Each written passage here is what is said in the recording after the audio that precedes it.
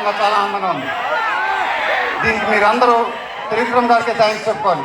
ఎందుకంటే ఇది ఆయన ఇదేను. మేమందరం ఎక్కడ ఫంక్షన్ చేయాలని డిస్కస్ చేస్తుంటే ఆయన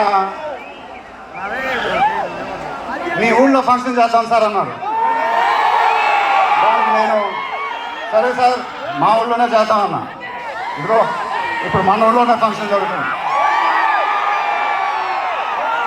చాలా ఆనందంగా ఉంది. త్రివిక్రమ్ గారు అంటే నాకు చాలా ఇష్టం. ఆయన నాకు ఫ్రెండ్ కన్నా ఎక్కువ, నా ఫ్యామిలీ మెంబర్ లాగా. నేను ఆయన గురించి బయట ఎప్పుడు మాట్లాడను. మన ఇంట్లో మనుషుల గురించి ఎక్కువ మాట్లాడతాం.